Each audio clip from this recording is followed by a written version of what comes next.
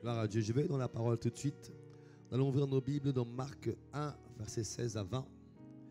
Et on va prendre également Luc 9, versets 57 à 62. Marc 1, 16 à 20. Et ensuite Luc 9, 57 à 62. Si vous y êtes, vous me donnez un bon amen et on va commencer. Vous y êtes? Vous y êtes? Ok. Comme il passait le long de la mer de Galilée, il vit Simon et André, frères de Simon, qui jetaient un filet dans la mer, car ils étaient pêcheurs. Verset 17, Jésus leur dit, « Suivez-moi, je vous ferai pêcheurs d'hommes. » Aussitôt, ils laissèrent leur filet et le suivirent. Étant allé un peu plus loin, il vit Jacques, fils de Zébédée, et Jean, son frère, qui eux aussi étaient dans une barque et réparaient les filets. Aussitôt, il les appela, et laissant leur père Zébédée dans la barque avec les ouvriers, ils le suivirent. Nous allons prendre ensuite Luc 9, ce sont les deux versets, deux passages de référence. Luc 9, 57. Luc 9, verset 57 jusqu'à 62. Pendant qu'ils étaient en chemin, un homme lui dit, « Seigneur, je te suivrai partout où tu iras. » Jésus lui répondit, « Les renards ont des tanières et les oiseaux du ciel ont des nids, mais le Fils de l'homme n'a pas un lieu où il puisse reposer sa tête. » Il dit à un autre, « Suis-moi. » Il répondit, « Seigneur, permets-moi d'aller d'abord ensevelir mon Père. » Mais lui dit Jésus, « Laisse les morts ensevelir leurs morts, et toi va annoncer le royaume de Dieu. » Un autre dit, « Je te suivrai, Seigneur, mais permets-moi d'aller d'abord prendre congé de ceux de ma maison. » Jésus lui répondit, « Quiconque met la main à la charrue et regarde en arrière n'est pas propre au royaume de Dieu. » Seigneur, inspire ta parole. Merci pour la grâce, l'onction que tu libères, pour l'enseignement, pour la prédication. Merci pour nos cœurs qui sont disposés au nom de Jésus. Amen. Ce matin, le titre de mon message est « Comment suivre Jésus ?» La semaine dernière, Pasteur Sita a amené un très bon message sur « Es-tu prêt à suivre Jésus ?» Es-tu prêt à suivre Jésus? Et elle nous a mis en face certaines réalités et certaines nécessités. Sommes-nous prêts à suivre Jésus? Et c'était un très très bon message. J'ai pu le suivre et j'ai eu des retours aussi. Et nous bénissons Dieu pour les différentes grâces qu'il y a dans l'église locale. Amen. Amen. Les grâces se succèdent ici et ailleurs dans l'église. Et on voit que vraiment Dieu nous a équipés. On bénit le Seigneur dans ce sens. Amen. Nous sommes toujours dans la série Disciples de Christ. Nous avons expliqué une chose importante, c'est que un disciple est une personne qui suit un maître. Est-ce qu'on peut dire ensemble, un disciple suit un maître? Amen. Et donc le but, c'est de suivre avec un objectif particulier bien précis. Nous avons vu ensemble que plusieurs personnes suivaient Jésus, mais tout le monde ne le suivait pas pour les mêmes raisons, pour les bonnes raisons. Certains suivaient Jésus afin d'obtenir de lui une grâce, un miracle, une faveur, ce qui n'est pas une mauvaise chose. Mais d'autres le suivaient afin de devenir comme lui. Le croyant, il suit pour obtenir, le disciple suit pour devenir. Alléluia. Et je crois que ce matin, beaucoup ont envie de devenir comme lui. Amen. Donnez-moi un bon amen, c'est le cas. Amen. Et la raison pour laquelle on nous a posé la question, es-tu prêt à suivre Jésus? En fait, es-tu prêt à être un disciple de Christ? Et je pense que plusieurs avons décidé de dire, oui, nous nous sommes préparés, oui, nous voulons être prêts et nous voulons suivre ce Jésus.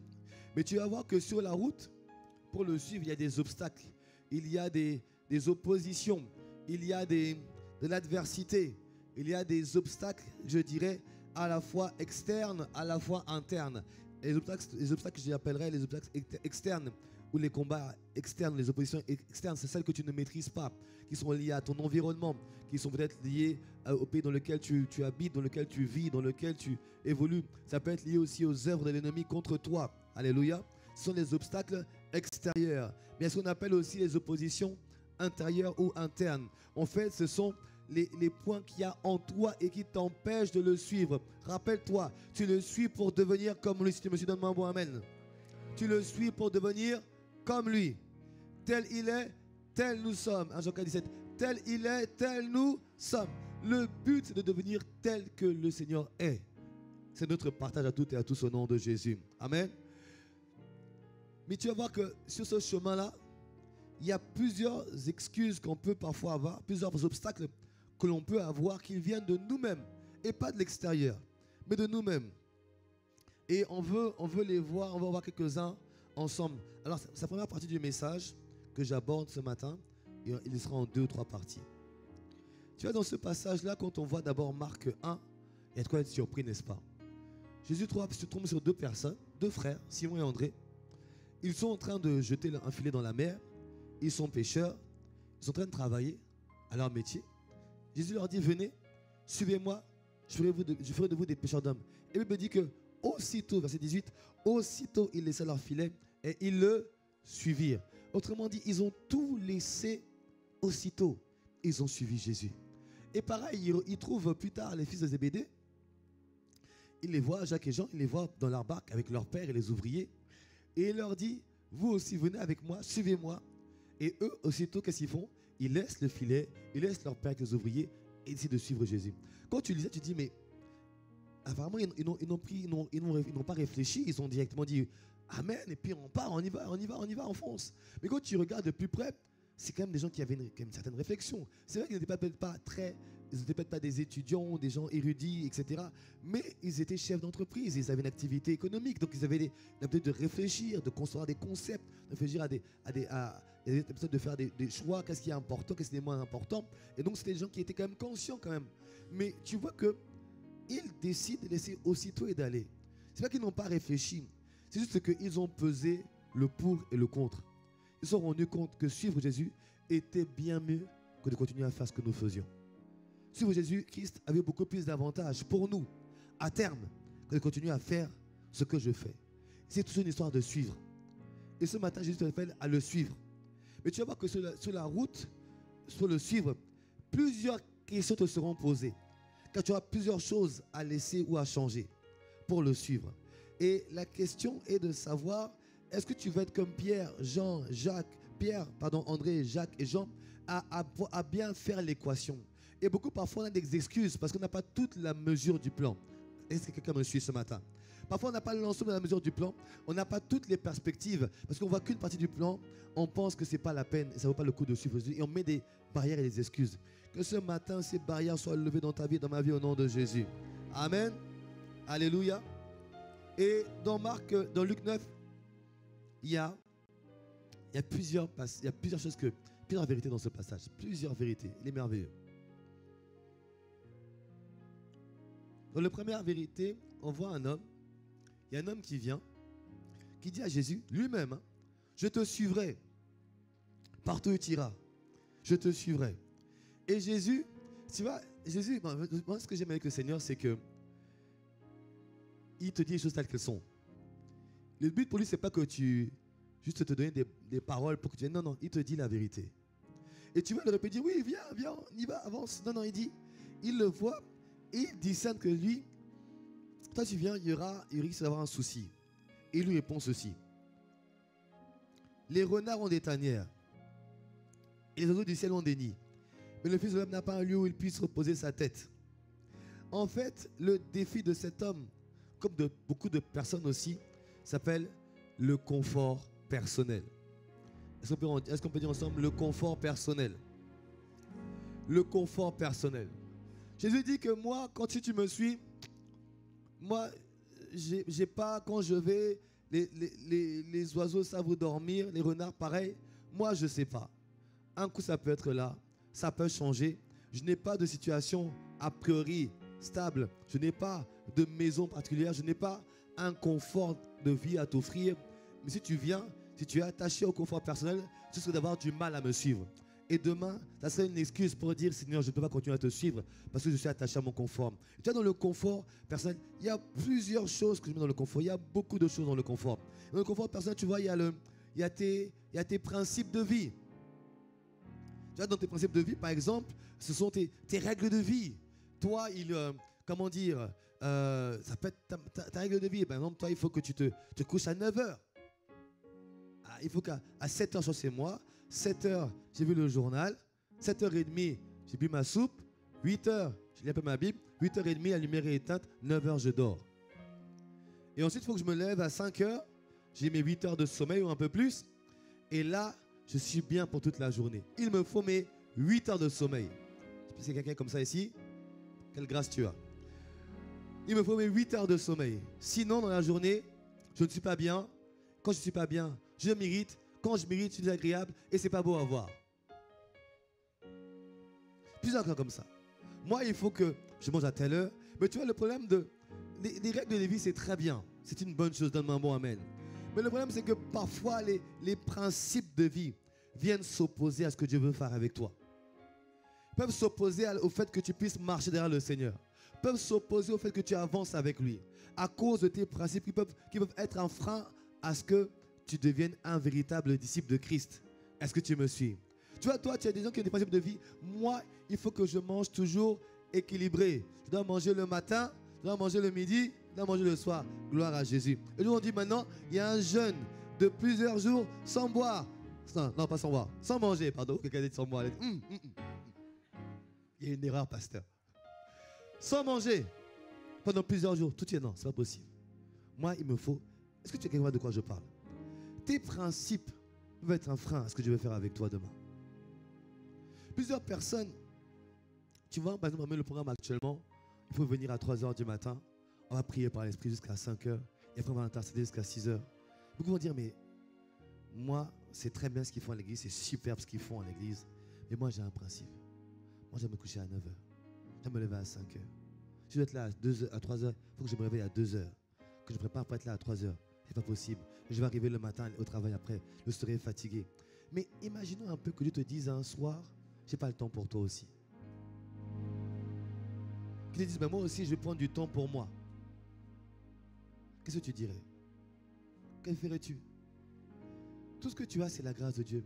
Tes principes sont bons, tant qu'ils vont contribuer à se conformer à la volonté de Dieu pour ta vie. Est-ce que tu me suis? Beaucoup n'arrivent pas à payer un prix avec Dieu à cause des principes de vie. Beaucoup, tu vois, dans leurs principes, veulent être avec des gens. Moi, j'aime les gens qui sont carrés. J'aime les gens qui sont droits, qui commencent les choses et qui vont jusqu'au bout. Moi, j'aime les gens qui sont intègres. Moi, c'est comme ça et pas autrement. Gloire à Dieu. Mais tu sais, c'est très bien de marcher avec des gens carrés, ordonnés, droits, rigoureux. C'est très, très bien. Et c'est formidable d'avoir des gens comme ça dans ton équipe. C'est très bien. Mais essaie un peu de te rappeler d'où tu as été sorti.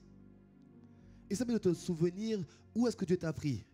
Essaie un peu de te rappeler d'où est-ce qu'il m'a sorti. Étais-tu aussi intègre que tu l'es aujourd'hui? Étais-tu aussi bon que tu l'es aujourd'hui? Étais-tu aussi saint que tu l'es aujourd'hui? Tu vas te rendre compte que non. Mais tes principes vont t'empêcher de te mettre avec des personnes avec qui Dieu veut que tu marches, afin que toi, tu puisses impacter leur vie et eux être transformés. Tu vois, si Jésus avait pris ce principe-là, il y a des gens qui n'auraient jamais pris. Et pourtant, les pécheurs qu'il a pris, plus tard, ont été des grands serviteurs qui ont apporté l'évangile à Jérusalem, en Judée, dans toute la Samarie. Je veux te dire, c'est que tes principes de vie peuvent être bien, sont bien, mais peuvent t'empêcher de suivre Jésus comme il veut que tu le suives. Le jour, il va te réveiller, comme je disais tout à l'heure, le jour, il va te réveiller dans la nuit à 2h du matin. Mais pour toi, il te faut toujours 6h ou 8h de sommeil. Qu'est-ce que tu vas dire au Seigneur? Seigneur, tu comprends? Il n'y a que 4 heures de sommeil aujourd'hui. Je comprends que j'apprécie le fait que tes regards se posent sur moi cette nuit. Mais il y a tellement de millions de gens qui te prient dans la ville. Tourne-toi vers eux et réveille-les, pas moi. Mais tu présentes, mais c'est ce qui s'arrive, c'est le message que tu envoies quand tu refuses de payer un certain prix avec le Seigneur. Est-ce qu'on me suit? Est-ce qu'on me suit? Tu vois, il y a des choses que tu ne pourras pas vivre avec Dieu à cause de cela. Je me souviens quand on devait aller à Haïti. Plusieurs disaient, et plusieurs commençaient à poser ceux qui voulaient venir. Déjà, c'était une bonne chose. J'ai commencé à avoir certaines doléances. Qu'est-ce qu'on va manger là-bas? Qui va nous faire à manger? Où allons-nous dormir? Y a-t-il la climatisation? J'ai dit, mon ami, j'ai dit aux gens, dites-leur de rester ici. Qu'ils ne viennent surtout pas. Qu'ils restent ici, c'est mieux pour eux. Parce que tu vois, le problème c'est que tant que tu es attaché à ces choses-là, tu ne pourras pas vivre certaines choses avec le Seigneur et voir la gloire de Dieu. Tu vois, quand on devait aller à Haïti, il y avait des contraintes. On avait dit aux sœurs, là-bas, il faut mettre des jupes qui arrivent là. Certains ont du mal avec ça et non, mais c'est ça gêné. Mais en fait, comprends une chose. Les principes ou les modes de vie peuvent t'empêcher d'atteindre une personne. Tu dois pouvoir être grec avec le grec, juif avec le juif. Tu dois pouvoir parler à tout le monde. Est-ce que tu me suis ce matin? Tu dois pouvoir parler à tout le monde. Et tes principes peuvent être un frein pour que Christ puisse passer par toi et répandre l'évangile pour quelqu'un. Alléluia. Alléluia. Dans le confort personnel, je mets aussi le matériel. Beaucoup sont attachés en réalité au matériel, au confort matériel, à leur aménagement matériel. Beaucoup ont besoin de ça. Et d'ailleurs, tu vas voir que beaucoup vont te dire, j'aimerais suivre le Seigneur, comme beaucoup ici, j'aimerais suivre le Seigneur.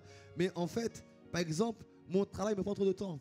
Mon travail est trop important pour moi. Mon travail me prend tellement de temps que je n'ai pas le temps de suivre le Seigneur. Je n'ai pas le temps de venir plus souvent, de sortir évangéliser, d'annoncer la parole. Je n'ai pas le temps à cause de mon travail. Mais tu vas voir qu'en fait, le travail n'est pas un problème. Pourquoi? Lui-même, le Seigneur t'encourage à travailler. Alléluia. Lui-même bénit le travail. Donc le travail ne peut pas être un frein à un moment donné. Mais tu vas voir que souvent le travail devient un frein parce qu'en fait, ce n'est pas que tu aimes beaucoup ton travail, parce que tu es attaché aux bienfaits que te procure le travail que tu fais. Tu es attaché aux résultats, aux récompenses que tu obtiens par ce travail que tu fais, si bien que quand on te dit, viens là, va me servir là, visite un tel, ou fais telle chose pour moi dans ma maison, tu dis, je n'ai pas le temps à cause de mon travail. Bien aimé, entre nous, le travail n'est pas un problème. Le problème, c'est ce que tu gagnes et ce que tu reçois comme confort au travers de ce travail. La preuve, quand tu es là-bas, tu te dis parfois, j'aimerais tellement être ailleurs. J'aimerais tellement être ailleurs à faire autre chose. C'est question que même toi, c'est pas que c'est mauvais, tu dois travailler, donne-moi un mot, amen. Mais il arrive à un moment donné où ce travail prend la place de ce que tu aurais dû faire pour le Seigneur et avec le Seigneur. Et tu peux avoir le choix, mais tu ne fais pas ce choix-là parce que tu te dis, non, mais je risque. En fait, la vérité, c'est pas que tu aimes tellement. La vérité, c'est que tu es attaché à ce que te rapporte ce travail. Plus à ce que le Seigneur peut faire pour toi.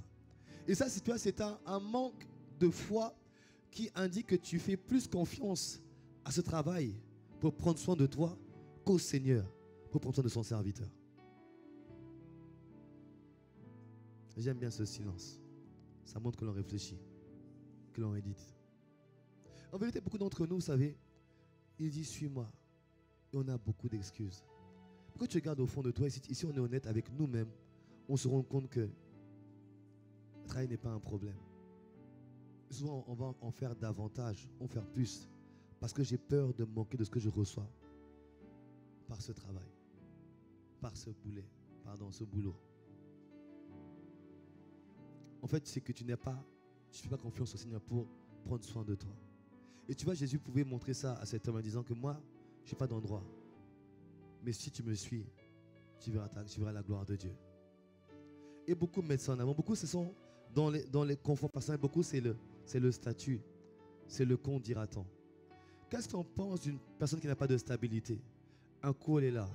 Un coup, elle est à gauche. Un coup, elle est à droite. Elle n'a pas d'endroit stable. Et beaucoup de gens sont tellement... Et quand je parle de confort personnel, je parle également de l'image que tu as. Je parle de ton image, de ton statut social, de ton statut, qui fait que tu es tellement attaché à ça que le qu'on dira-t-on va te gêner. Et beaucoup de gens, en fait, n'osent même pas évangéliser, n'osent pas annoncer la parole, juste parce que, qu'est-ce qu'on va penser de moi? Oh, je sais, je suis passé par là. Je suis passé par là, moi aussi. Qu'est-ce qu'on va dire à mon sujet? Que va-t-on penser de moi? Le problème, c'est une absence de perspective. Jésus lui répond à la personne que je n'ai pas d'endroit poser ma tête. Mais ça ne veut pas dire que je n'aurai pas d'endroit pour l'éternité. C'est le même Jésus dit, je n'ai pas d'endroit poser ma tête. Mais le même dit, je m'en vais auprès du Père, préparer une place. Et là où je serai, vous serez aussi avec moi. Peut-être que là, je n'aurai pas ce à quoi j'aspire. Mais je sais que j'aurai forcément quelque part ici. Et dans l'éternité, j'aurai encore mieux pour l'éternité. Parce que ce que je suis en train de faire maintenant va déterminer ce que j'aurai dans l'éternité. Est-ce que tu me suis ce matin? Est-ce que tu me suis? Jean 14, 2 et 3. Il y a plusieurs demeures dans la maison de mon Père. Si cela n'était pas, je vous l'aurais dit. Je vais vous préparer une place. Et lorsque je me serai allé, je vous aurai préparé une place, je reviendrai, je vous prendrai avec moi, avec là où je suis, vous y soyez aussi.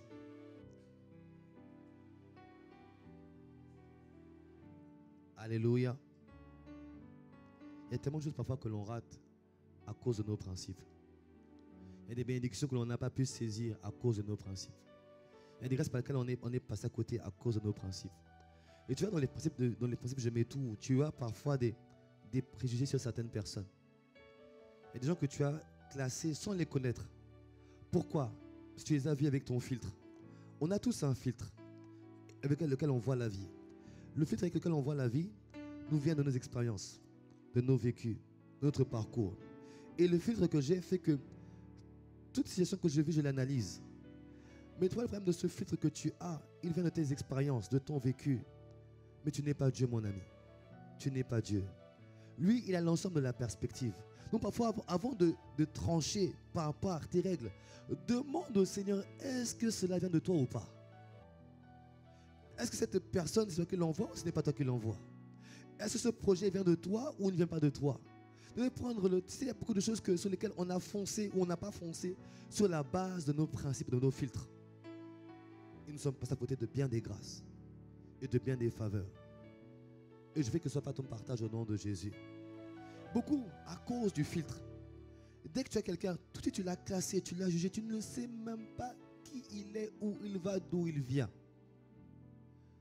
Pose-toi. Demande à Dieu de te révéler qui il est. Qui est cette personne? Quelle est-elle réellement? Peut-être que c'est ce que Dieu l'a envoyé dans ta vie. Peut-être pas, mais tu ne sais pas. Tu vois, c'est ce confort-là.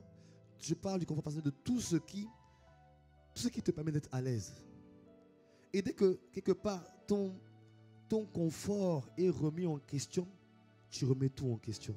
Mon ami, tu risques de rater des choses de la part du Seigneur. Apprends à laisser ces choses de côté. Et toujours demander au Seigneur, si ça vient de toi, c'est bon, j'irai. Ce qui peut paraître inconfortable, derrière, il y a des grâces pour toi. Il y a la distinction pour toi. Il y a la faveur pour toi. Il y a la grâce pour toi. Apprends à ne pas regarder ces choses-là et à passer outre. Donne-moi un bon amen et je continue. Amen. La deuxième excuse, c'était quelqu'un qui dit à Jésus, non, Jésus lui dit, suis-moi. Il répondit, Seigneur, permets-moi d'aller d'abord ensevelir mon père. Et Jésus lui dit, laisse les morts ensevelir leurs morts et toi va annoncer le royaume de Dieu. Mais cette parole semble dure, n'est-ce pas?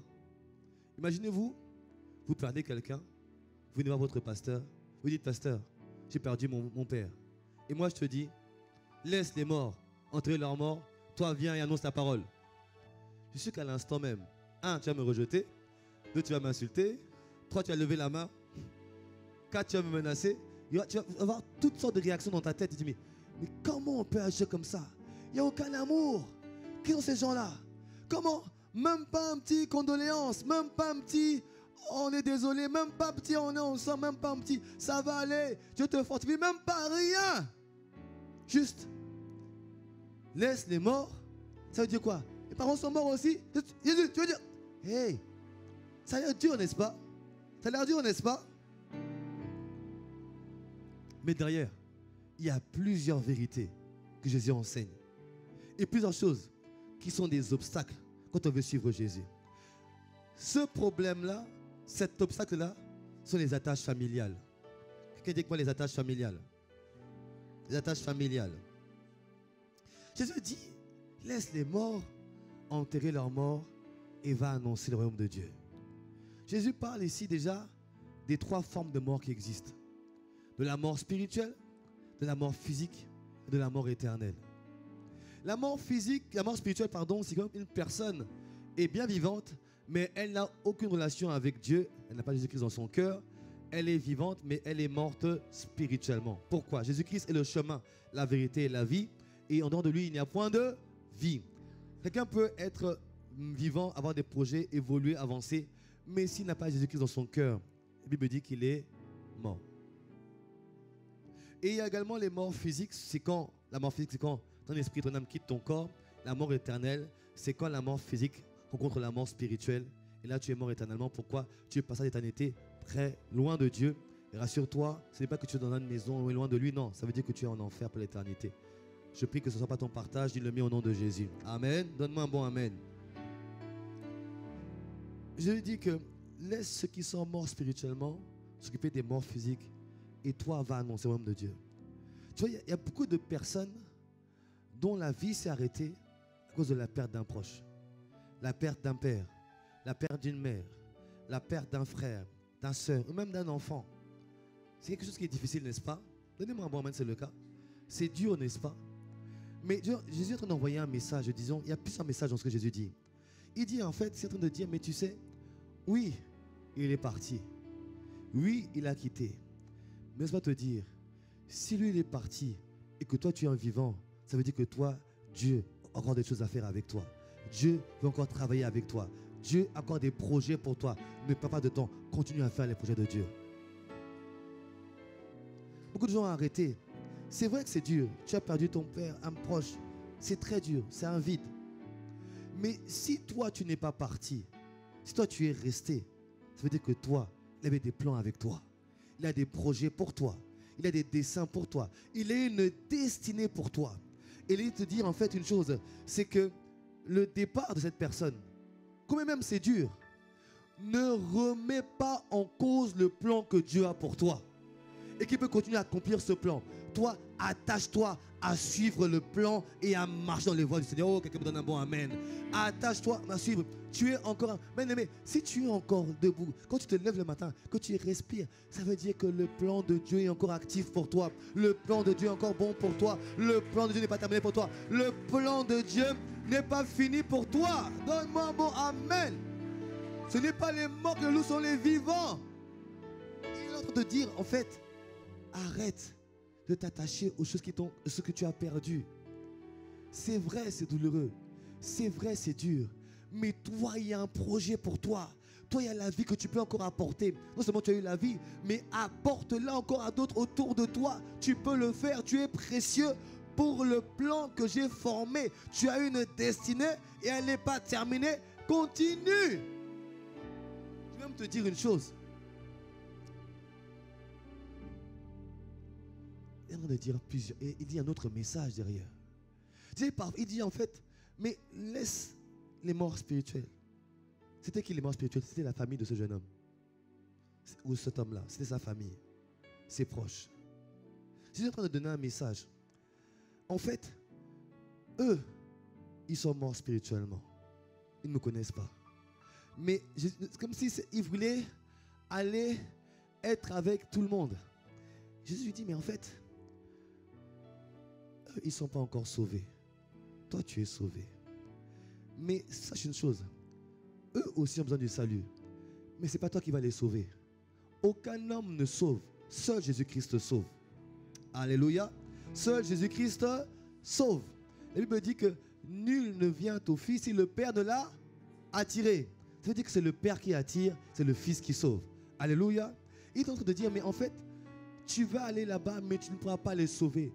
Le plus important, c'est quoi? C'est qu'ils soient consolés ou c'est qu'ils soient sauvés? Quel est le plus important? Qu'ils soient consolés ou sauvés? Qu'ils soient consolés, sauvés, bien évidemment. Mais dis, mais ça ne t'appartient pas. Ça m'appartient à moi. Mais si toi, tu vas annoncer le royaume, autrement dit, si toi, tu vas faire mon œuvre et mon service et œuvrer pour moi, moi, je pourrais m'occuper d'eux. Moi, je pourrais m'occuper d'eux. C'est bien aimé, je vais te dire une chose. Tu as beau aimer tes parents, ta famille, tous ceux qui sont proches. Une chose est certaine. Et même quand même tu mourrais pour eux, ils ne seraient pas sauvés pour autant. Ce qui sauve, c'est de recevoir Jésus-Christ dans son cœur, comme seul Seigneur et seul Sauveur. Et ça appartient à Dieu le Père et à lui seul. Par contre, il y a des choses qui sont, il y a des principes qui sont vrais. Parce que tu t'occupes de ses affaires, il s'occupe de tes affaires. Quand tu t'occupes de ses projets, il s'occupe de ce qui est important pour toi. Quand tu t'occupes de ce que lui, quand tu œuvres pour lui, il œuvre. Et toi, tu lui dire, tu ne pourras pas les sauver. Il va faire mon œuvre. Pendant que tu vas me suivre, moi, je vais m'occuper d'eux. Moi, je vais les libérer. Moi, je vais les détacher. Moi, à mon tour, je les sauverai. Il a dit, crois en moi, tu seras sauvé toi et toute ta... Vous savez, le problème, le suivant, c'est que parfois, on est tellement attaché à la famille qu'on en arrive à ne pas suivre le Seigneur. Combien de fois les gens ne viennent plus à l'église? Pourquoi? Mon mari n'aime pas l'église. Mon tel n'aime pas l'église. Récemment, j'ai rencontré quelqu'un à qui je pensais et j'apprends en fait que ne vient plus. Pourquoi? Parce que quelqu'un de proche est tombé sur une vidéo de ICC, etc. Disons que ICC c'était, etc. Et lui a dit non, mais je ne veux pas que tu ailles là-bas et n'est plus allé. Pourtant, elle avait fait du bien, elle a eu du bien, elle a été restaurée, renouvelée ici. Mais ne vient plus à cause d'un parent qui lui a dit je n'aime pas cet endroit-là. Beaucoup de gens font le choix de ne plus aller suivre Christ, aller à l'église, je dirais aller à l'église, juste parce qu'ils ne veulent pas être bien avec tout le monde. Je n'ai pas envie de froisser ma famille, je n'ai pas envie de froisser tout le monde, je préfère ne plus venir, je préfère laisser un peu, je viendrai de temps en temps parce que je veux être bien aimé, je préfère être bien avec tout le monde. Tu ne peux pas contenter tout le monde. C'est à force de vouloir faire l'équilibriste, ce qui se passe, c'est que dans la vision de la famille, ils se disent, mais que ce Jésus-là, en fait, tu n'y tiens pas tant que ça, en fait.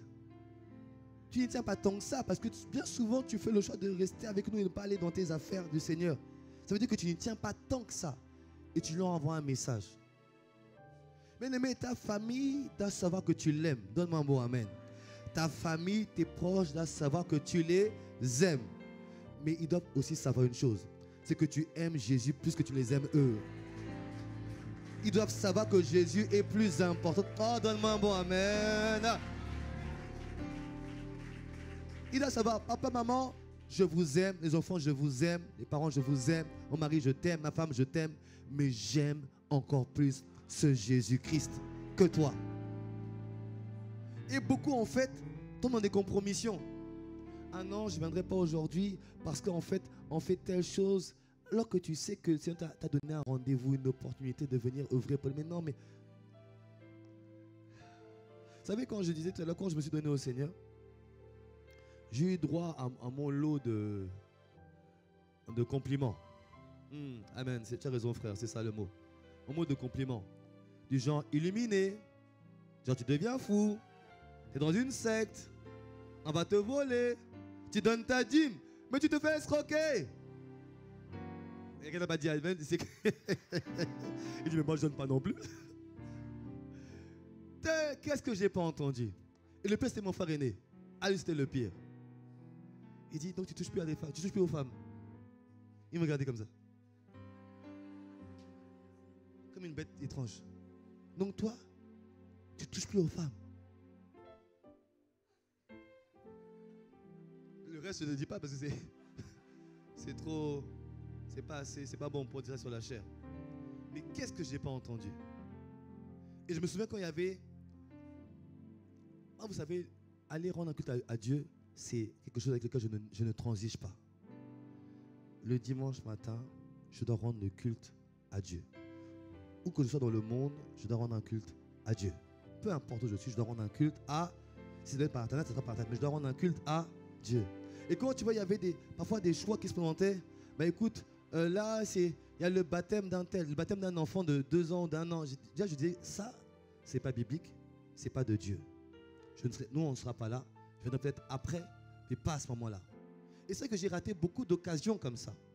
Même si on venait après le soir avec ma femme, comment quand on venait plus tard, après l'église, etc. Vous n'êtes pas venu maintenant parce que nous, on n'est pas d'accord avec ça. On est juste venu pour être avec vous, pour faire la fête, pour être avec vous. Parce que c'est une occasion pour voir toute la famille. Mais ça, non.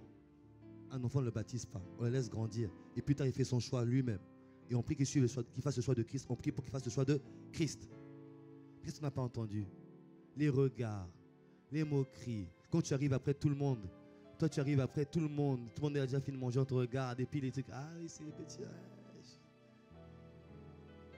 Mais je suis bien content quand aujourd'hui, je reçois des petits WhatsApp. Pasteur, est-ce que tu peux prier pour moi? J'ai tel qu'on dit, ah. Je suis bien content quand il m'envoie des messages. Mais surtout, ce qui me rend heureux, c'est quand je vois ces mêmes qui m'ont critiqué. Les uns après les autres viennent à Christ, les uns après les autres, les uns après les autres, les uns après les autres, les uns après les autres. Eux aussi, à leur tour, ils viennent. Et récemment, j'étais avec quelqu'un de la famille que j'ai rencontré. Et je lui demande, mais tel cousin, oh, il est en Christ, il va dans telle église. Et lui, il est converti. Et lui, il dit, oh, mais Dieu travaille dans la famille, grave. Mais Dieu travaille. Et pourtant, je n'ai même pas prêché ni rien. Mais Dieu sait que si tu t'occupes de ses affaires, lui, il s'occupera des tiennes. Tu vois, parfois, tu as tellement envie de plaire à la famille que tu ne veux pas les froisser. Laisse-les savoir que tu aimes Jésus. Laisse-les voir que tu es radical pour Jésus. Laisse savoir que tu es à fond pour Jésus. Les mêmes, et une chose que j'ai remarqué, le monde aime ceux qui disent qu'ils ne changent pas.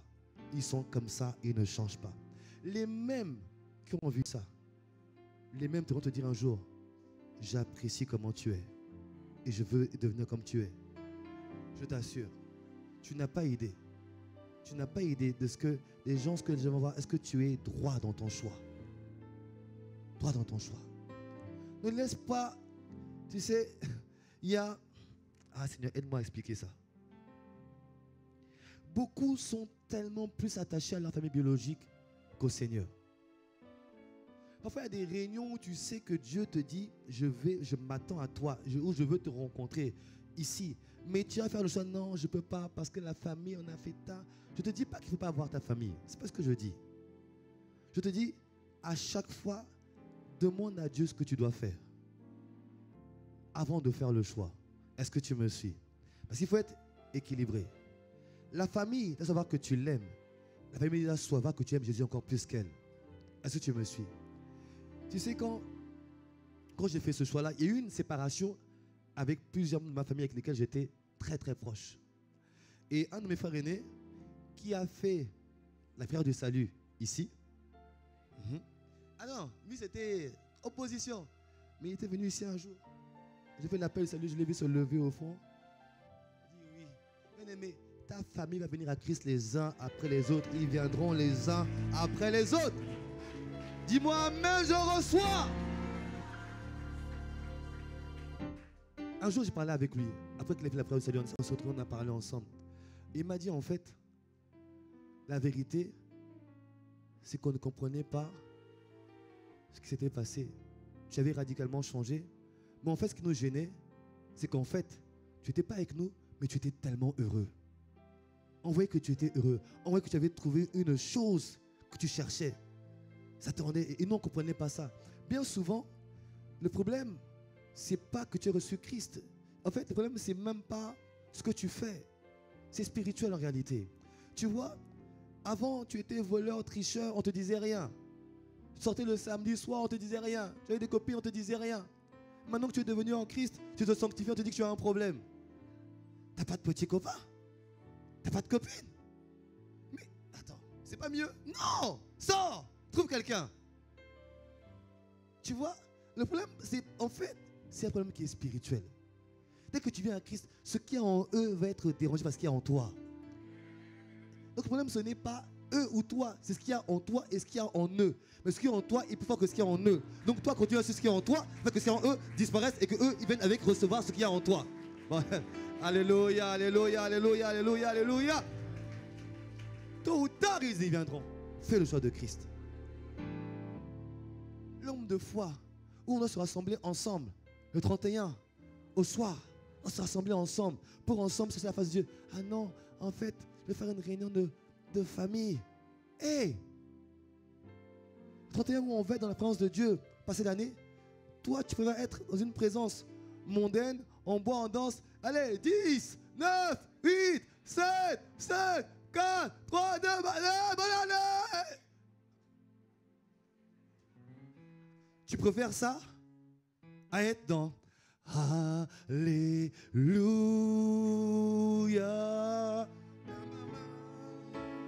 Alléluia.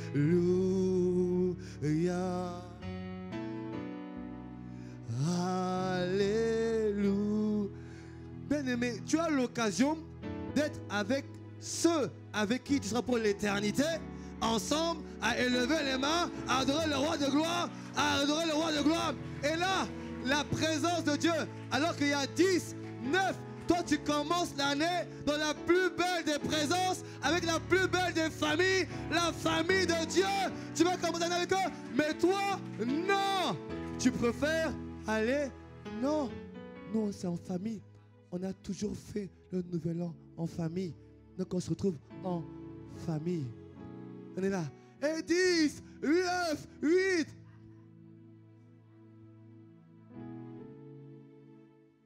Pourquoi? Parce que tu veux faire plaisir à la famille. Le Seigneur a dit une chose. Là où 2 ou 3 sont assemblés en mon nom. Est-ce que dans ta famille vous êtes assemblés en son nom, au nom de la famille? Viens t'assembler avec ceux qui s'assemblent en son nom.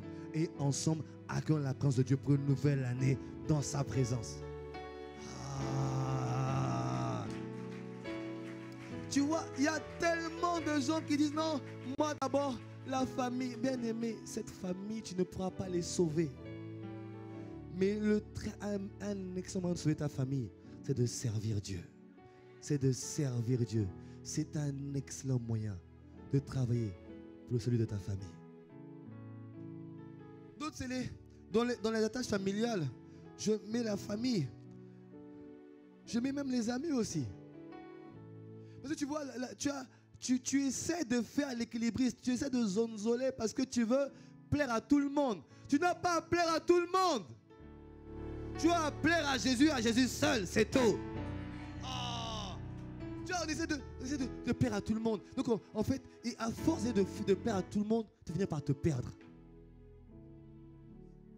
Tu vas finir par te perdre à force d'essayer de plaire à tout le monde. Il n'y en a qu'un à qui tu as besoin de plaire. Celui qui est mort à la croix pour toi et pour moi, il s'appelle Jésus-Christ. C'est à lui que tu as besoin de plaire. Donne-moi un meilleur amen, s'il te plaît.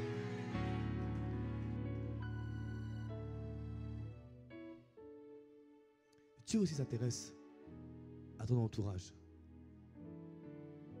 Mais c'est une chose. Lui en premier et le reste suivra. Fais-lui confiance. Moi, je dis au Seigneur, qu'il faut que, alors qu'on te servira, qu'on te suivra, Jésus, ne permets pas que les membres de nos familles partent sans te connaître.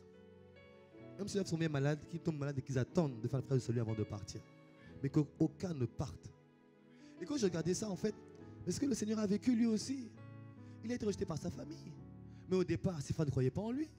Personne ne croyait en lui. Et ses propres parents ne croyaient pas en lui. Mais au final, qui était le premier chef de la première église de Jérusalem? Le frère de Jésus lui-même, Jacques, qui ne croyait pas en lui au départ. Tes mêmes frères qui ne croient pas en ce Jésus que tu crois. Fais comme le Seigneur.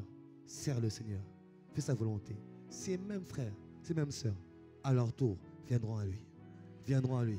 Et le serviront. Et le serviront. Oh, donne-moi un bon amen. Donne-moi un bon amen. Donne-moi un bon amen. Là.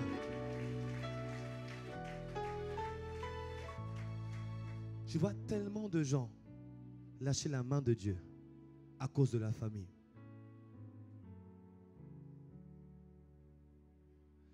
C'est vrai qu'il est écrit dans Luc 14, 26 qu'il te demande de haïr ton père, ta mère, ta femme, tes enfants, frères et sœurs. Mais le même Seigneur dit qu'il veut les sauver aussi. Il ne te demande pas de les haïr, il te demande de mettre des priorités.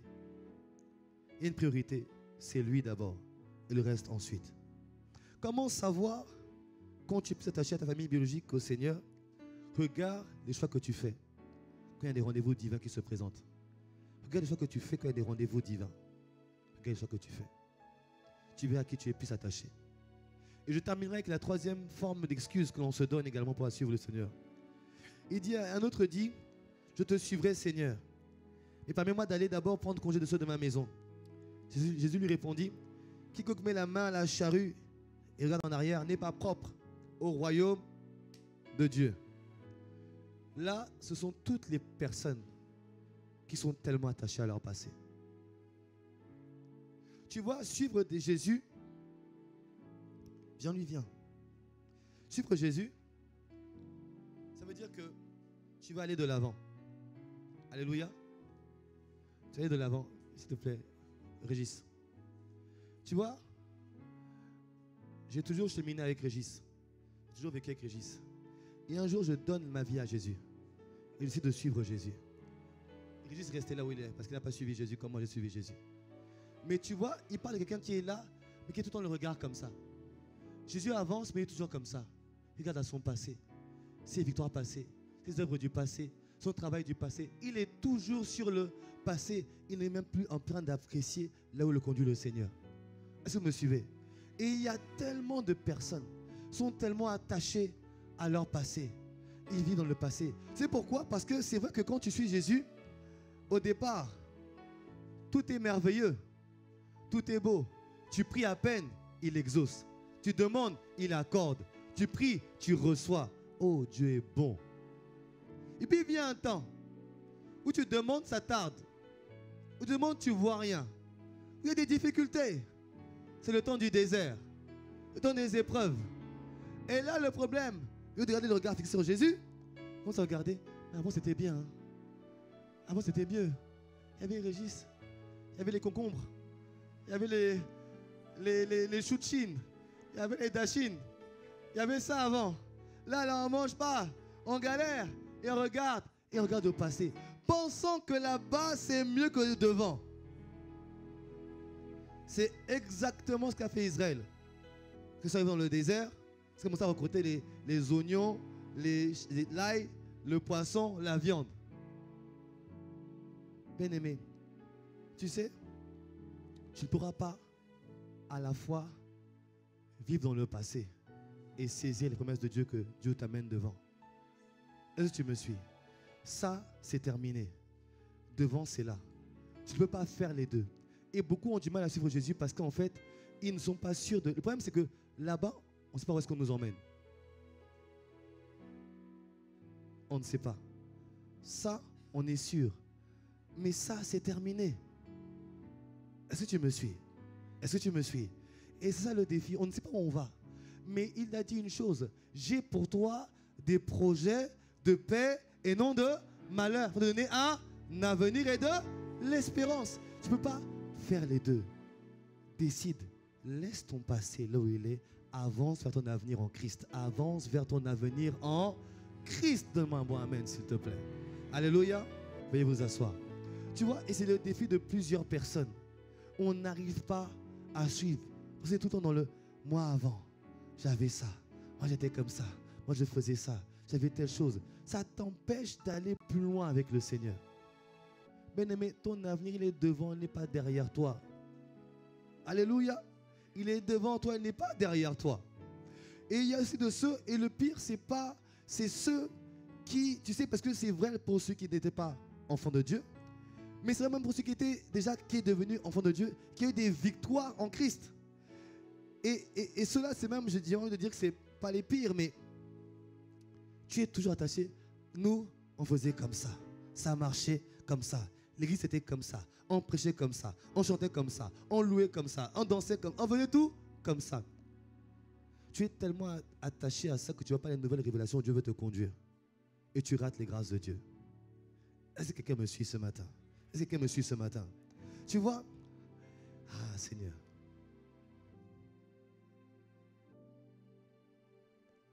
Le problème, c'est que beaucoup de gens pensent que, en fait, ça, derrière ça, c'est un manque de foi. Tu penses que tu ne peux pas devenir mieux que ce que tu avais hier. Ça veut dire que tu ne fais pas confiance au Seigneur. C'est le Dieu, il est le même hier, aujourd'hui, éternellement. Il y a un hier avec lui, mais il y a un aujourd'hui avec lui. Et un éternellement avec lui aussi. Et la Bible dit que lui, il va de gloire en gloire. L'avenir, même quand tu ne vois pas clair, est toujours plus glorieux qu'avant. Il a dit que la gloire de la deuxième maison sera plus grande que la première. Il y a toujours mieux devant avec le Seigneur. Ce que tu penses avoir laissé derrière toi, tes amis, ta gloire, tes connaissances, ce que tu penses que c'est mieux, il y a toujours mieux qui t'attend devant. Il y a toujours mieux qui t'attend devant, mais tu n'as pas idée de la gloire qui t'attend devant. Mais tu penses que oui, mais avant j'avais tels amis, j'avais telle chose. Ces personnes-là que tu as laissées derrière toi, sois certain. La Bible dit, Matthieu 19, qu'il n'est personne. Il laissait son père, sa mère, ses frères, ses soeurs, ses terres, ses biens, à cause de moi, ne reçoivent présentement au centuple et le siècle à venir, les choses encore. Ça veut dire que ce que tu penses avoir laissé derrière toi, en fait, il y a beaucoup mieux qui t'attend devant. Il y a beaucoup mieux, il y a beaucoup mieux. Oh, donne-moi un bon amen. Bien aimé, tu vois, parfois, je peux prendre le cas de la famille. Parfois, tu regardes derrière, oui, mais derrière, j'avais telle personne, j'avais tels amis, j'avais des amis, ils faisaient ça avec eux. Mais quand tu regardes aujourd'hui, comme moi je regarde aujourd'hui, je vois des nouveaux amis que j'ai en Christ. Mais ça n'a rien à voir. Ça n'a rien à voir par rapport au passé. Juste fais le choix de ne pas regarder derrière. Regarde devant. Parce qu'en fait, je vais te dire une chose. Moi, j'ai compris une chose. Je peux avoir le passé le plus glorieux. Ça ne me garantit pas un avenir glorieux. Le passé le plus glorieux ne me garantit pas un avenir glorieux. Ce qui me garantit un avenir glorieux, c'est les choix d'aujourd'hui.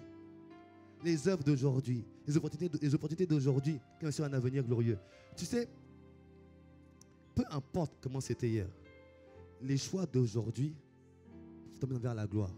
Tu n'as pas idée. Peu importe ton passé, ce que tu fais aujourd'hui, avec qui tu avances aujourd'hui, détermine où tu iras demain. Et j'aime cette histoire qui est récente. Elle est merveilleuse. Celle de... Bon, il n'est pas encore chrétien, on va prier pour sa conversion, ça serait bien.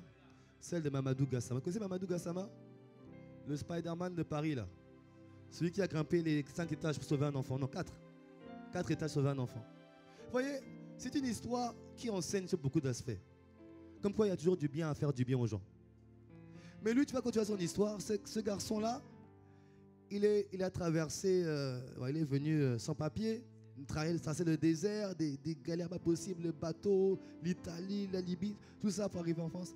Il est sans papier, sans perspective, il galère, il est dans un studio avec des gens qu'il ne connaît même pas, ils remplissent la maison. Vous savez que tous les matins, en fait, il sortait tôt le matin de chez lui, s'il ne pouvait pas rester dans la maison, tout le monde devait sortir et tourner dans les rues. Il errait comme ça, avec la peur au ventre, de sans papier, de peur qu'on l'attrape et qu'on le rapatrie. Et ce garçon-là, il sort un matin, il voit un enfant qui est suspendu, sans réfléchir, il monte, il sauve l'enfant, et il raconte que quand il sauve l'enfant, il commence à réfléchir, il dit, hé, j'ai pas de papier moi en fait. Et là, tout le monde le regarde, tout le monde acclame. Et là, il acclame, mais lui, il n'est pas heureux, parce qu'en fait, il se dit, mais on m'a vu, on va m'attraper, je vais aller en prison. Il veut s'enfuir, mais tout le monde vient l'entourer. La police vient, il dit, il n'a pas dit en langue, mais je t'imagine imagine la peur qu'il avait. Mais à cause du choix d'aujourd'hui, le lendemain, il a pris un verre avec Emmanuel Macron. La semaine d'après, il a invité à la remise des awards de BET. BET, c'est une chaîne américaine, nord-américaine, où ils ont décoré les personnalités noires de l'année. Et tu vois un gars dedans comme ça, qui a une semaine, on ne le connaissait même pas. Il est là avec son boubou. Il ne parle même pas anglais. Il ne parle même pas un mot. Mais il est là avec des stars et décoré. La semaine d'après, une star du showbiz lui offre une voiture à plusieurs centaines de milliers de dollars. Quelqu'un lui offre une maison. Et quand il revient en France, il a un travail, un CDI chez les pompiers. Et il est devenu français avec ça. Ça veut dire quoi? Arrête de regarder à ton passé pour savoir ce que tu vas être demain. Les choix d'aujourd'hui avec Jésus vont déterminer la gloire qui t'attend demain devant toi. Donne-moi un bon amen. Donne-moi un bon amen. Ce sont les choix d'aujourd'hui qui déterminent ton avenir. Pas ton passé. C'est pas ton passé. Fais le choix. Et en plus, lui, c'est un choix du monde. Mais imagine-toi, toi, fais le choix de Christ aujourd'hui. Fais le choix de Jésus aujourd'hui. Fais le choix de marcher avec lui aujourd'hui. Et attends-toi à lui pour demain. Mais bien souvent, on commence et on regrette parce qu'en fait, on n'arrive pas à pleinement apprécier le présent avec Christ parce qu'on a la tête tout le temps dans le passé. Ça t'empêche de pouvoir apprécier et de commencer à avoir à discerner là où il t'emmène. Et plusieurs n'arrivent pas à le suivre à cause de ça. Beaucoup de personnes ont même du mal. Non, à l'église avant.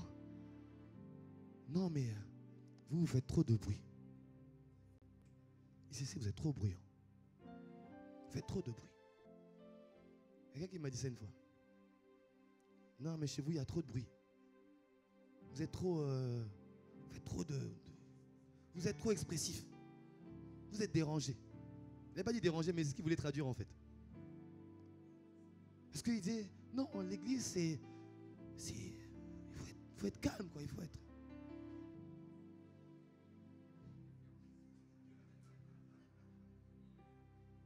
Je ne sais pas s'il dort ou s'il ne dort pas, mais... Tu ne sais pas. Mais il faut être calme. Il faut être calme. Il y avait un chant là. Ça ne me revient pas. J'avais un chant à l'époque là qui me disait, mon Dieu, sauve-moi de là. Non, pas celui-là. Il y avait un autre pire là, mais je ne m'en souviens plus. Mais bon, c'est pas grave. Mais tu vois, j'avais un frère à l'époque. Je ne dis pas d'où il venait, hein, mais j'avais un frère à l'époque. Et quand on était arrivé, il disait, non, c'est vous. Non, il dit, c'est pas comme ça. La Bible, la parole de Dieu nous dit, en fait, non. d'abord dans le calme. Mais dans quel verset tu es d'abord dans le calme? Et puis il fallait que ce soit.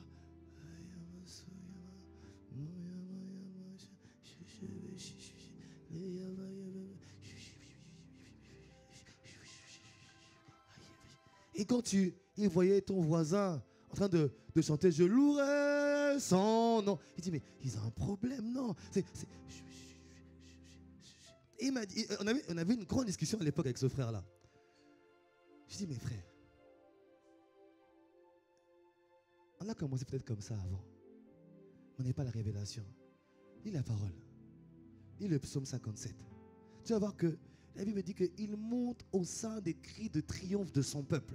Tu vas voir qu'on parle de louange, on parle d'acclamer le Seigneur, on parle de louer le Seigneur. C'est écrit noir sur blanc, on parle de ça, ce que l'on fait. Mais parce que tu as toujours connu ça dans le passé, tu refuses de rentrer dans ce que Dieu est en train de faire actuellement. Beaucoup de gens aussi n'expérimentent pas la grâce de Dieu parce qu'ils disent que non, avant il n'y avait pas ce genre de miracle-là. Pourquoi il y a ça aujourd'hui? C'est seulement parce que quelqu'un a cherché le Seigneur à une autre dimension. Est-ce que tu me suis? Est-ce que tu me suis? Tu vois, ne te prive pas de ce que Dieu est en train de faire à cause que tu as toujours connu dans le passé. Tu es en train de mettre Dieu en boîte. Dieu n'est pas dans ta boîte, mon ami. C'est lui qui institue les choses. Tant que ce que tu vois et tu vis est conforme à la parole de Dieu, rentre dedans et avance avec ça. Alléluia. Je vais m'arrêter là, on va incliner la tête et on va prier. On va prier. J'aimerais vraiment que ce matin, il y a d'autres excuses encore qui existent, d'autres formes d'excuses. Dans le confort personnel, tu vois, il y a des choses dont je n'ai pas parlé. J'en parlerai encore peut-être la semaine prochaine quand je parlerai de la mort du mois. Ça, c'est la mort du mois et des attaches que tu as qui t'empêchent de pleinement suivre Jésus. Or, il veut que tu sois son disciple et non simplement un croyant. Est-ce que tu peux, là où tu es, incliner la tête et parler à Dieu, parler à ton Seigneur, parler à ton roi et lui demander la grâce que toutes les excuses soient ôtées au nom de Jésus. Que toutes les excuses soient balayées dans le nom de Jésus. Que tu puisses pleinement le suivre, lui et lui seul.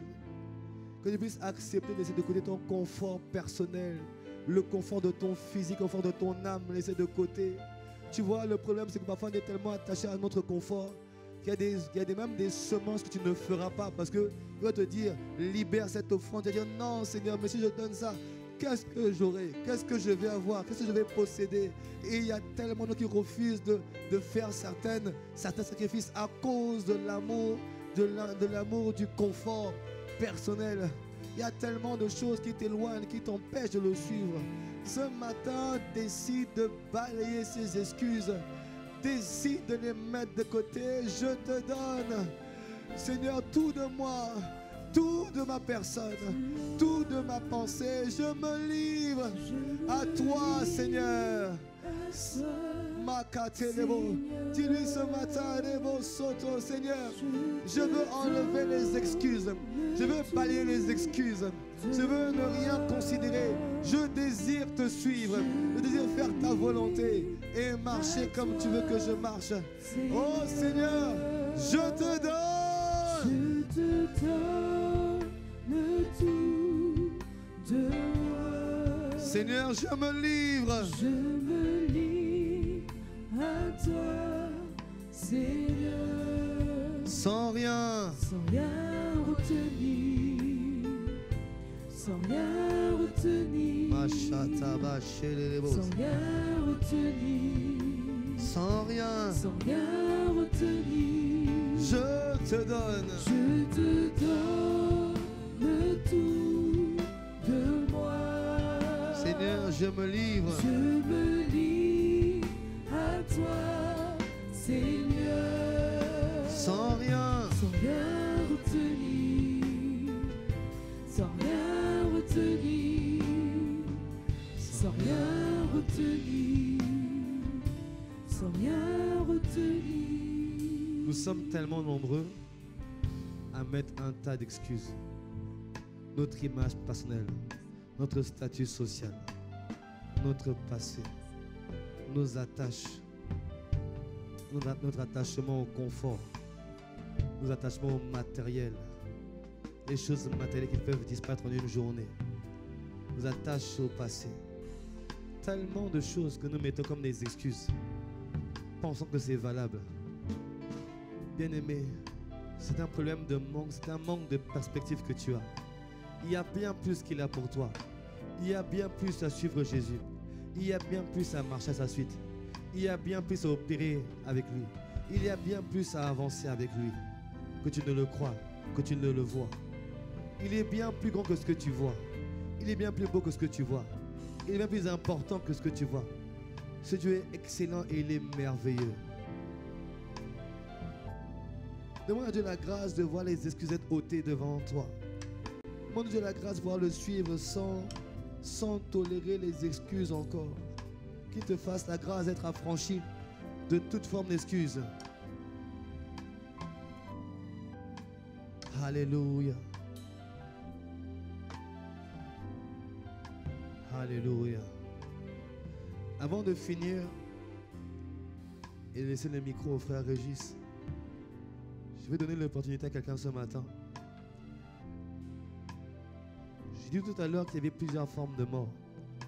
Il y avait la mort physique, quand l'âme et l'esprit quittent le corps physique. Il y avait la mort éternelle, quand tu passes éternité près de Dieu.